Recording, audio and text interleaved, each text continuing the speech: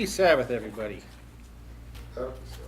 We're on the Harmony of the Gospels, part 29. Part 29 already. We'll start this one in Matthew 15. Matthew 15. And in verse 21. Then Jesus left there and withdrew into the area of Tyre and Sidon. Tyre and Sidon are along the coast, I believe, a little higher than Jerusalem. And behold, a Canaanite woman who came from those borders cried to him, saying, "Have mercy on me, Lord, Son of David. My daughter is grievously possessed by a demon." How did this Canaanite woman recognize Jesus as not just somebody important, but the Son of David? It's a Canaanite woman. No? Gentile woman, Son of David. That's an Israelite. Was it revealed to her, or? Jesus has been preaching for a long time now, right? Right? There's lots of Gentile areas he went to also. Right? So she had heard of him, but more importantly, she believed that this man was the Son of David.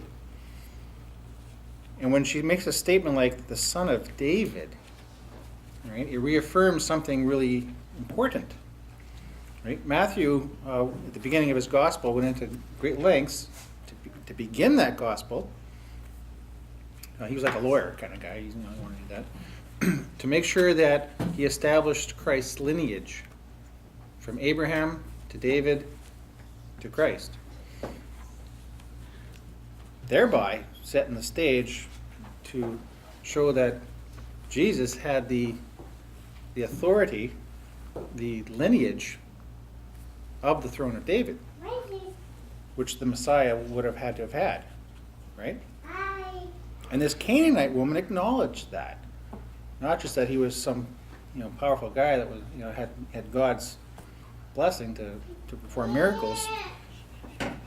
This Gentile woman referred to him as to what he truly was, which is astonishing because most of them didn't.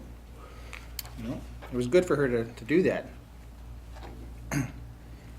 And Mark 7 is the other book we'll be going through at the moment.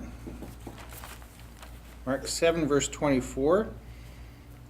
Then he rose up from there and went into the district of Tyre and Sidon. And when he came into the house, he desired that no one should know, but he could not be concealed. For after hearing about him, she heard about him, but she believed that he was who they were saying, that what she heard. Who had a little daughter with an unclean spirit, came and fell at his feet.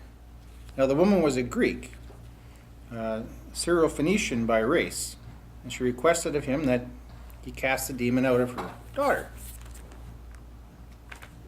I thought she was a Canaanite. Well, she's both, actually. Right? Remember where the Canaanites came from? Remember where they came from? They descended from Ham, right? Right?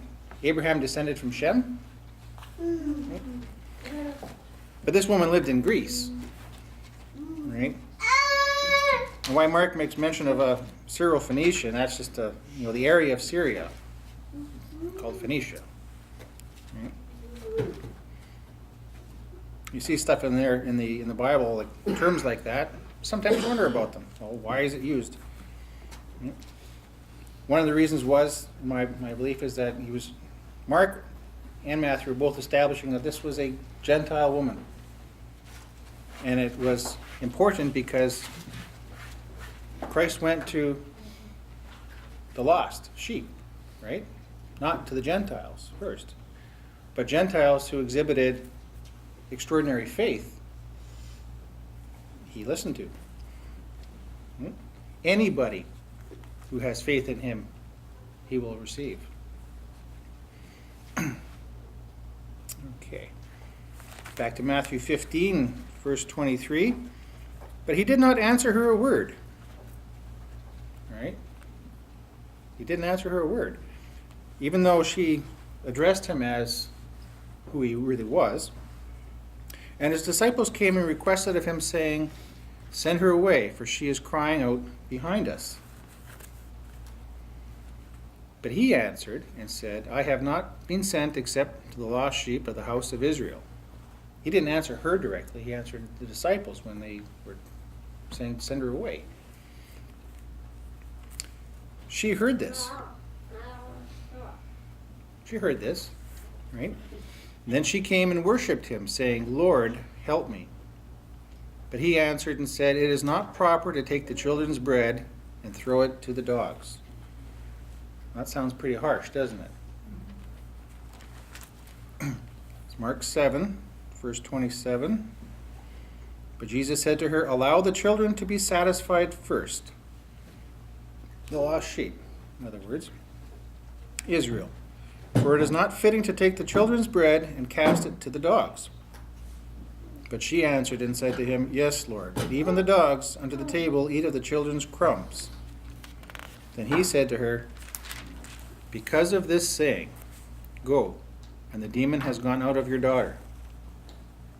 And when she came to her house, she found the demon gone, and her daughter lying on the bed. In Matthew 15:27, and he said, "Yes, Lord, but even the dogs eat of the crumbs that fall from their master's table." And Jesus answered and said to her, "O woman, great is your faith." That's the important statement. Great is your faith. And because great is your faith, and only because great is your faith, is this request being granted. Notice how many times we've gone through this in healings and in miracles. By your faith, let it be done to you. Another example, over and over and over and over again. Faith is the key ingredient in all of it. Faith is the most important thing you can possess, and it's something that grows within you. The more faith you have, the stronger you will be as a Christian. The closer you will be to God, and your crown be assured. Little faith, you're in danger. Great is your faith. 27:28. Yeah. "As you have desired, so be it to you." And her daughter was healed from that hour. Mark 7, verse 31. "And after departing from the district of Tyre and Sidon, and passing through the middle of the borders of Decapolis, he again came to the Sea of Galilee." Okay, now he was still in Gentile territory, Decapolis. Now this is important because of what happens at the end of this encounter, because he's in Gentile area. Verse 32, "Then they brought to him a deaf man, who spoke with difficulty, and they requested of him that he lay his hands on him. And after taking him apart from the multitude," okay, why did Jesus take him away from the multitude? He didn't want to make a show out of it. You're getting it. It's not a show. It's not a stage production. It's private. And it's a question of faith. Right? Faith and privacy. It's not a show. Right? "And after taking him apart from the multitude, he put his fingers into his ears, and then he spit on his finger and touched his tongue." Seems like an odd thing to do. Why do you suppose Jesus did that? Could there be a reason you could think of that Jesus did that to this deaf and dumb person? Just to diminish again the kind of showmanship. I think that there was maybe a methodology to what he was doing rather than the real fact that it was just the power of God. It's just God's power. It is God's power, but there could be something else too. Okay, because we're talking about faith as well. Faith is very important in the healing process when Jesus was making these miracles happen, right? If the man was deaf, could he hear anything Jesus was saying to him? No. where did Jesus put his fingers? Into his ears. He also couldn't speak properly. So where else did he touch him? On his tongue. Now this man, who is in a Gentile area, right, was other people brought him. What testament of faith could this man have before Jesus to make Jesus heal him? When he couldn't speak properly and he couldn't hear. Right? What kind of reaction do you think this man might have had when Jesus put his fingers into his ears and then touched his tongue? Because Jesus was directly touching him in the areas of his disability, wasn't he? Directly in the areas of his disability. What do you think that might have had on the impact of his faith? Would there have been some kind of body, language that the man had, that Jesus could see, yes, there is faith here? I'm speculating, right? Because it's not written here like that. But it's interesting that he would put his fingers in his ears and then his tongue, right? When we've seen over and over and over again how your faith is directly tied to whether you're healed or not. Does that make sense?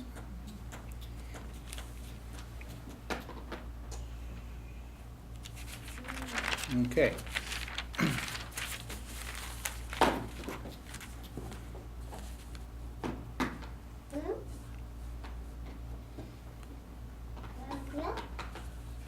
Yes, because when Jesus did heal or did any miracles, he was always looking for and encouraging faith. He was always looking for faith, signs of faith, and encouraging it. Faith in him and the Father was what it was all about then and what it's all about now. Not how well you're keeping the commandments. It's not how well you're keeping the commandments. You got to darn well try your best, right? But it's your faith in Jesus Christ, and it's your faith in God the Father that allows you, right, to receive his grace and to be able to be part of his family. It's not how well you do on a daily basis in keeping the commandments. Right? That doesn't give you an excuse to go out and just mess up. I mean, because if you had strong enough faith, you wouldn't do that anyway, right? I mean, you wouldn't mess up as much as you did when you were younger in your faith, right? If we fail to have both, or to have faith in both the Father and the Son, then there is no hope for us whatsoever. If you fail to have faith in the Father and the Son, there's no hope for you whatsoever. No matter how good you may live your life. You could be one of the kindest people on the earth, but have no faith whatsoever in Jesus Christ or God the Father, none, or refuse to. It doesn't matter how good you live your life. All right? I know a lot of very good atheists. They have no faith in Jesus Christ or the Father. Are they bad people? No. Right? They just haven't come to know Jesus Christ yet or the Father. In time they will. But they must. They must. They have to, because there's no other way to life but through Jesus Christ. No matter how good you live your life, you have to come to that point in time first.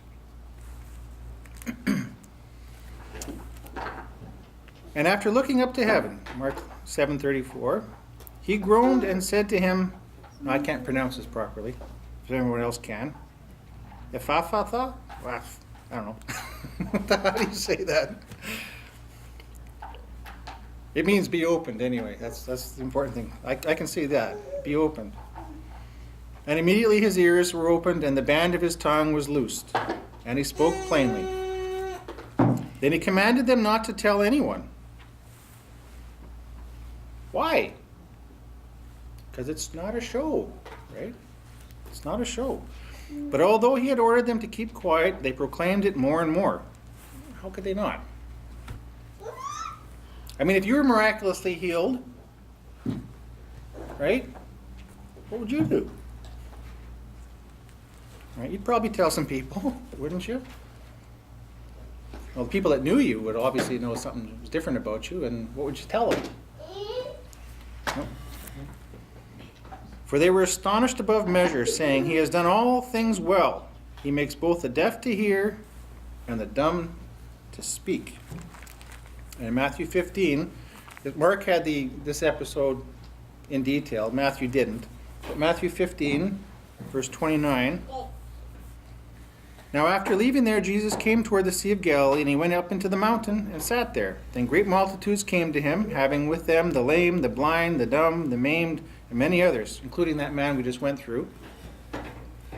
And they laid them at the feet of Jesus, and he healed them. So that the multitudes were amazed when they saw the dumb speaking, the maimed made whole, the lame walking, and the blind seeing. And here's the important part of what I said about it being a Gentile area. What did they do? They glorified who?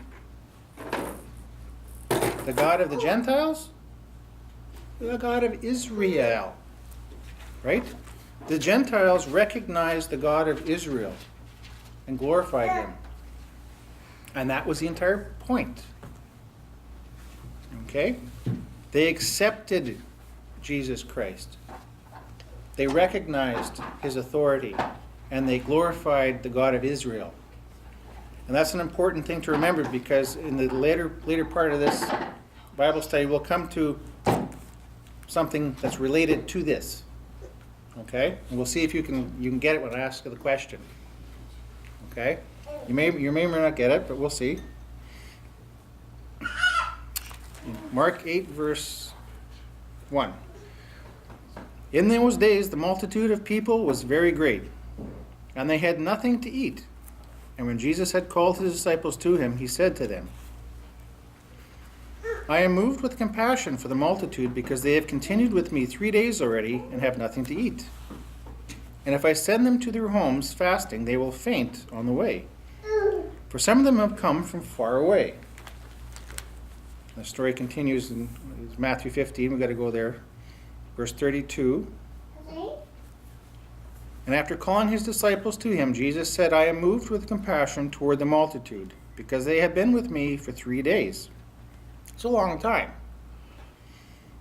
And they have nothing to eat. And I will not send them away fasting, lest they faint along the way. Then his disciples said to him, Where in this wilderness can we find enough loaves of bread to satisfy so great a multitude? Do you find something odd about that statement again? The disciples asking this? Seems like they never kind of get it. They always question him, like, how can you do this? Even though he keeps proving to them, if you have a little faith, it's Nothing's impossible. Yeah. And what did he do previously, not that long ago before, when there was 5,000 people around? He had just he fed them bread and fish. 5,000 of them, not that long ago. No. And yet they're asking him again, where are we going to find enough bread? Why would they ask something so silly when they just saw how he fed 5,000 not that long ago? And if you remember in that previous lesson, right, the disciples asked, how are we going to feed these multitude, right? And what did Christ say to him or them? Not how many fish and bread we have. He said, you feed them. Remember that? You feed them. You're capable. You've already gone out and healed many and cast out demons. You feed them. You're capable. They didn't have enough faith, though. They didn't. So Jesus said, okay, bring me what you have. And he did it himself. He didn't even bother saying it this time.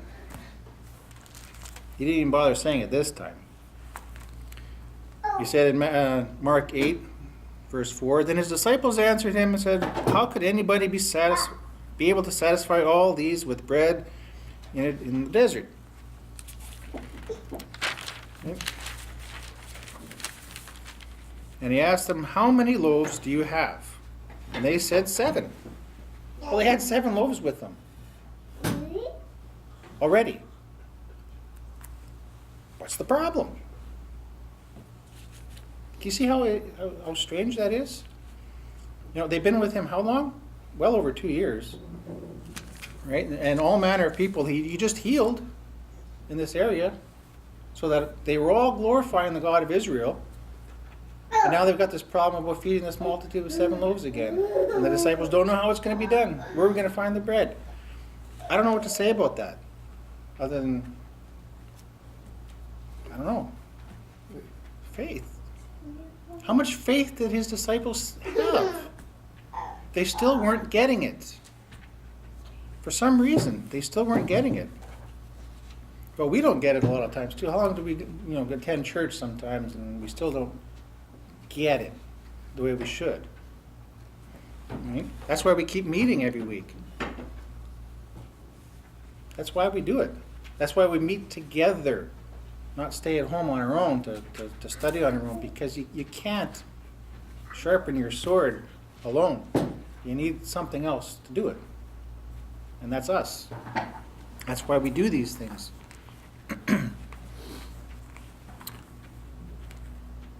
Then he commanded the multitude to sit on the ground. And he took the 7 loaves, and after giving thanks, he broke the loaves and gave them to his disciples so that they might set them before the people. And they set the loaves before the multitude.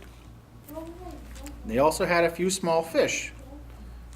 Well, they had fish too. They knew they had fish. They had bread and fish again. And they didn't know how they were going to feed the multitude. And after blessing them, he commanded his disciples to set these before them also. And they all ate and were satisfied. Then they took up over 7 baskets of fragments that were left. Now those who had eaten were about 4,000. And he sent them away. In the account in Matthew 15, verse 34, and Jesus said to them, how many loaves do you have? And they said 7, and a few small fish. Then he commanded the multitude to sit on the ground. He took the 7 loaves and the fish and gave thanks and broke them and gave them to his disciples, and the disciples to the multitude. And they all ate and were satisfied. And they took up 7 baskets full of fragments that were left. Now those who ate were 4,000 men, besides women and children. So there's more than 4,000. There's 4,000 men, plus women and children. And after dismissing the multitude, he went into the ship and came into the area of Magdala.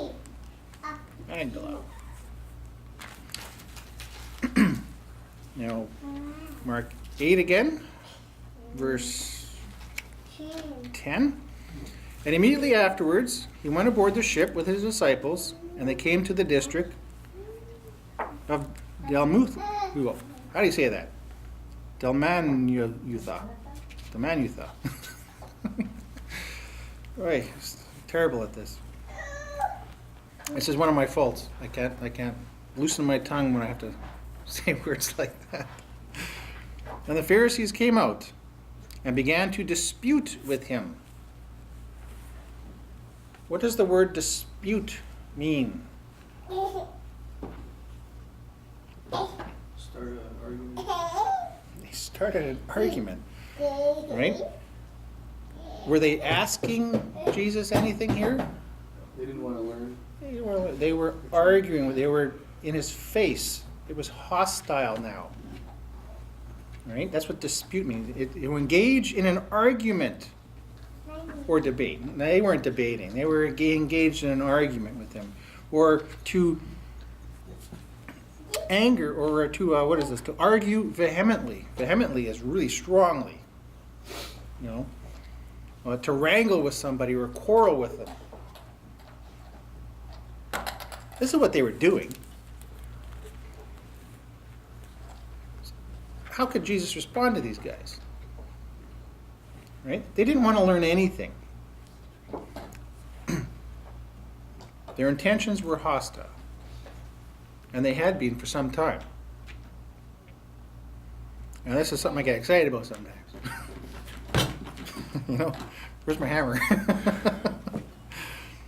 You know?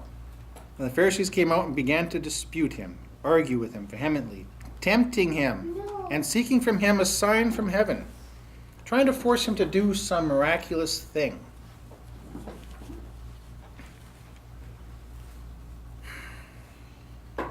They had already seen miracles. Right? Did the Pharisees have any faith?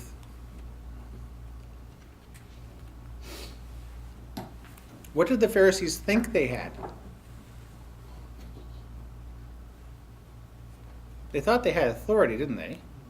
Right? And they did have authority. I mean, they oversaw the land, right? Why were they not interested in a Messiah? They were. Not the one that was before them, though. They didn't accept. They didn't accept Jesus as the Messiah. That not the one they were expecting. Not at all. Right? They were puffed up in their knowledge also that we're of the stock of Abraham. We're okay in God's stead. We're okay. We're from Abraham. That's not enough. It's not enough. They didn't have faith. And they didn't accept Jesus Christ. You have to accept Jesus Christ. No? But after sighing deeply in his spirit, right? Jesus is getting tired of having to deal with these guys. He's getting tired of having to deal with these guys. Because nothing good is coming from it. He can't talk with them reasonably. They're not open to any kind of reasonable talk. They don't really want to learn anything. And he tells them, why does this generation seek a sign? Truly I say to you, there shall be no sign given to this generation.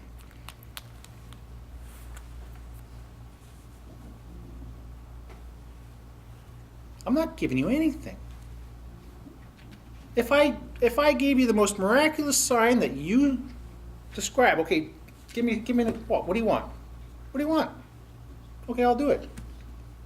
And then if you did it, would that have changed anything in their minds? No. It would have made them hate him even more. It's no wonder he wouldn't give them a sign. And so no wonder he called them, wicked. It's hard to fathom. Matthew 16, verse 1. Same thing here. Then the Pharisees and Sadducees came to him, tempting him, and asking him to show them a sign from heaven. But he answered and said to them, when evening has come, you say it will be fair weather, for the sky is red. And in the morning you say, today it will storm, for the sky is red and lowering.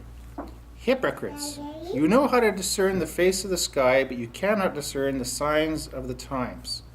A wicked and adulterous generation seeks after a sign, but no sign shall be given to it except the sign of Jonah the prophet. Then he left them and went away. No sign will be given to this kind of a generation because you have no faith. None. Faith is that important. And you cannot reject the Son of Man. It's serious business. Rejecting the Son of Man is not in the cards. It's not acceptable. It will lead to nothing good. It will lead to death, is what it will lead to. Mark 8, verse 13. Oh, for the sign of Jonah. For those that may see it on the DVD, what is that? It's the 3 days, 3 nights. Jonah, yeah, 3 days and 3 nights. Jesus foretold that he would be in the ground. He would die. He would be in the ground for 3 days and 3 nights. Right? I know you guys know that, but some may watch this may not know that. But that's what that is. Mark 8, verse 13. Then he left them, and after going aboard the ship again, he departed for the other side. He just wanted to get away from them. Just tired of dealing with them. Wouldn't you want to get away from them? Tired of dealing with them. Okay. Now, Matthew 16 again, in verse 5. Now when his disciples came to the other side, they had forgotten to take bread. Oh boy. They forgot to take bread. All right? And Mark 8, verse 14, the same thing. Because they had gone to the other side, but they had forgotten to take bread. And they did not have any with them, except one loaf in the ship. There's one. So they're discussing amongst themselves because somebody goofed. Somebody messed up. And they're worried about bread again.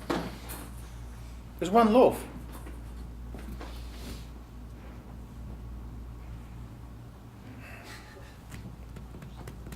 I'm pausing because it's silly because he just finished feeding 4,000 plus, right? With 7 loaves. And Jesus is right there. He could make more if it was necessary. And so could They they. could have done it too, yeah. So could have they. Right? And Jesus understands this. And he's getting tired of his disciples' lack of faith too. How does he respond to this? Right? How does he respond to this? Matthew 16, verse 6. And Jesus said to them, "Watch out and be on guard against the leaven of the Pharisees and Sadducees." Huh? We're talking about, we don't have any bread in the ship here. And he's talking about leaven of the Pharisees and Sadducees? What are they talking about?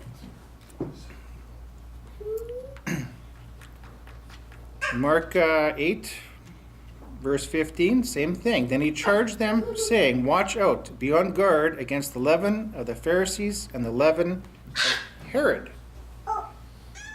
We got an extra thing here. And the leaven of Herod.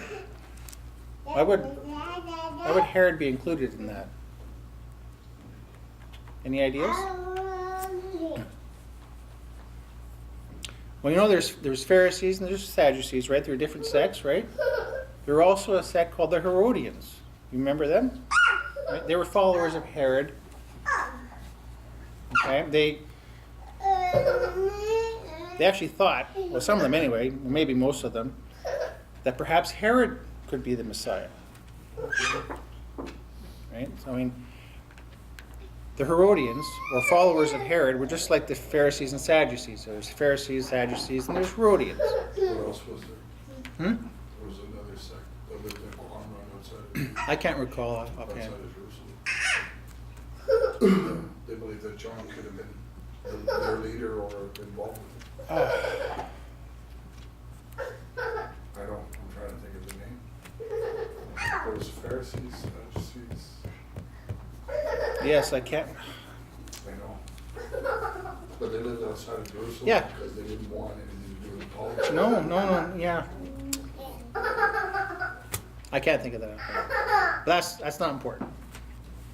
That's not important. What is important is that they're worried about bread again. Essenes. Okay. Yes. Essenes. Good point. This part here, they're worried about bread again, when there shouldn't be any need to worry about bread. So Jesus talks about be on guard against the leaven of the Pharisees and Sadducees. And they were going, huh? And they were reasoning with one another, saying, "Is because we don't have any bread?" They didn't get it. They didn't get that either. Right? Matthew 16, verse 7 says that. Then they reasoned among themselves, saying, "It is because we did not take bread." Is that what he said? Is that why he said that? No.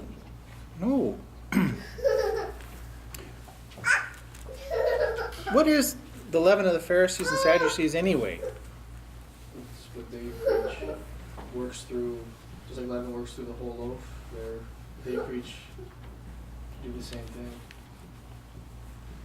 More specifically, their traditions, right? Yeah, what they Yeah, their traditions. And and their hypocrisy. Yeah. For examples, okay, these are examples that we've seen before. They accused the disciples of eating with unwashed hands. Yeah. That's Pharisaical, Yeah. right? Not washing pots and pans and cups in a ritual-like manner. That's Pharisaical too. Not sharing a meal or just plain shunning a Gentile is Pharisaical. Not plucking grain from the field and eating it on the Sabbath day because you were hungry is Pharisaical. Not being allowed to do good on the Sabbath day like healing, that's Pharisaical. What is not Pharisaical? Upholding the Word of God is not Pharisaical. If it's in this Bible, it stands. Other things like that, which they considered more important, that's Pharisaical. That's the leaven of the Pharisees. That's what you can get into. Things that are unimportant, you can teach and not do. Right? They didn't teach properly. Or they would say, and they would not do. Right? That's the leaven of the Pharisees. Mark 8:16. And they were reasoning with one another, saying, "It's because we don't have any bread." But Jesus knew it and said to them, "Why do you reason that I said this, because you do not have any bread? Do you still not perceive or understand? Are your hearts still hardened? Don't you see with your eyes? Don't you hear with your ears? Don't you remember?" I'm going to read the other part of Matthew 16. And they reasoned among themselves, saying, "It is because we do not take bread." But when Jesus knew this, he said to them, "O you of little faith." So this other list here,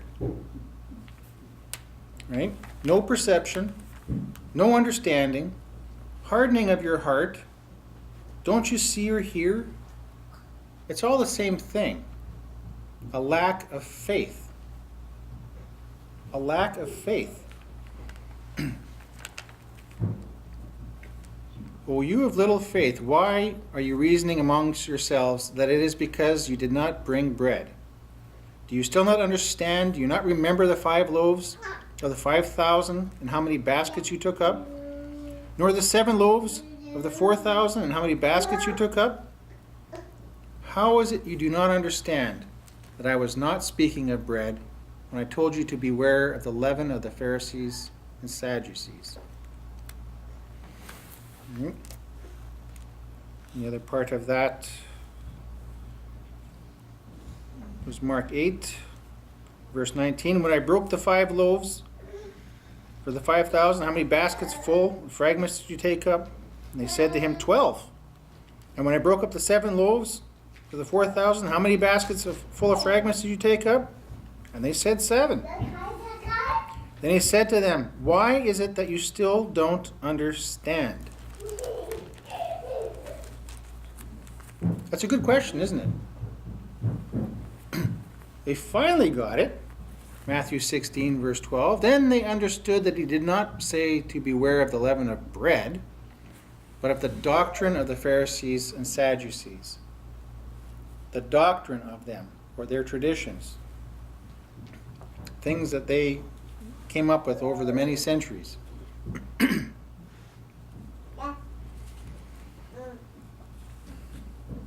It's almost astonishing that they, time after time after time after time, with all these many miracles that were going on, that they had so much trouble getting it. Would we do any better? We've never been in that situation, right? I don't know. Would we do any better? I don't know. Would we? Well, I would hope so. How are we doing today with our faith? That's the important thing. How are we doing today with our faith? Continuing in Mark 8, verse 22. And he came to Bethsaida, and they brought to him a blind man, and besought him that he might touch him. Then he took hold of the blind man's hand, and he led him out of the village. There's an interesting thing about this. Why would he take the man out of the village? Not to make a show. Yes, not to make a show, but there's another reason, and this is the point that I was making before, saying if you see if you're going to get it. Let's continue a little bit, okay? I want to make sure we got the whole thing. Yep. Then he took the blind man's hand and led him out of the village, and then he spit on his eyes and laid his hands on him, and then he asked him if he saw anything. And when he looked up, he said, I see men as trees walking. So he wasn't fully healed yet, was he? Maybe there was a question about the man's faith. Perhaps. Then he again laid his hands upon his eyes and made him look up. And he was restored, and he saw everything clearly. And he sent him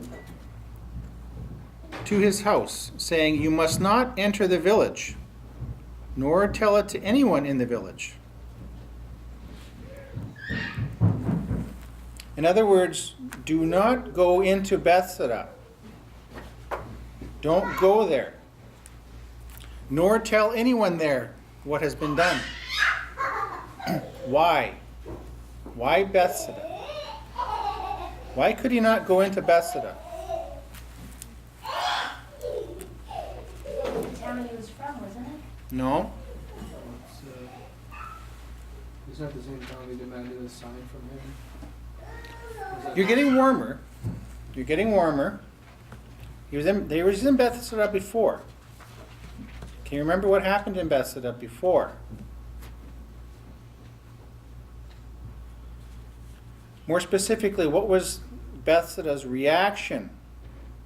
Oh yeah, they couldn't accept when he preaches. They couldn't accept it. And a lot of them fell away that day.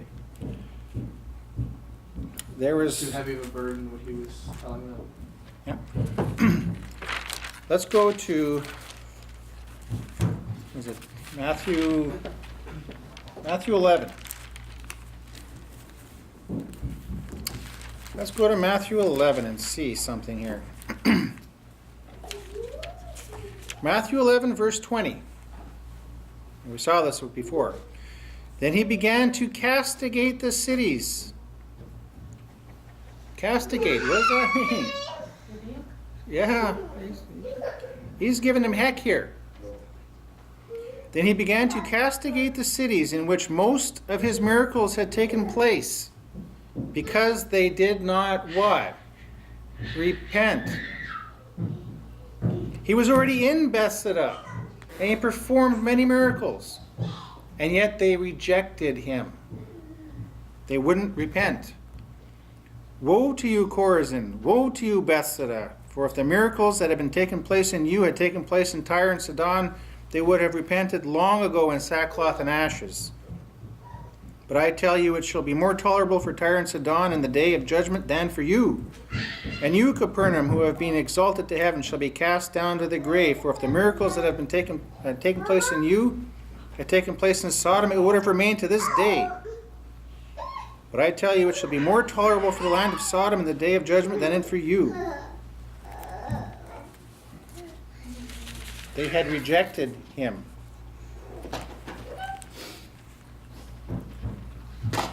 So he wouldn't go there anymore to perform miracles. What was the point? And if anyone had a miracle done to them, like this man, don't go into that city. Don't tell anybody what was done to you. They had their chance. They rejected it. Right? They are not going to get any more signs. It'll be more tolerable for Sodom and Gomorrah, Tyre and Sidon. Bethsaida had already had enough miracles performed in it, and yet they would not believe. They would not repent. They had no faith. In fact, they rejected Jesus. So he was rejecting them. It's interesting that they're the whole towns per se, It is interesting. rather than a few here, a few there. It is interesting, what was being preached there, what was being hammered into their heads there, as opposed to Capernaum, who would have been more receptive. Like it's quite interesting, I find. Yeah. It Either is. way, it's unfortunate. But what else is it? It's a sobering thing, isn't it? Yeah. It's a very sobering thing. What would have happened to Nineveh? Right? Yeah. Jonah went They there. repented. Said, you got 40 days, otherwise you're going to be gone. You're going to be destroyed. They repented. Jesus himself was in Bethsaida, performing many miracles, and they rejected him. So that was his judgment against that town. That's a very sobering, very, very sobering thing. Hebrews 3, we're going to conclude right now. Hebrews 3, verse 12. Beware, brethren, lest perhaps there be in any of you an evil heart of unbelief, an apostatizing from the living God. In Hebrews 10, verse 30. For we know him who has said, vengeance belongs to me. I will recompense, says the Lord. And again, the Lord will judge his people. It is a fearful thing to fall into the hands of the living God. We all must be careful of that. The way we can guard against that is by strengthening our faith all the time. Only by having strong faith can we be guarded against that. Okay?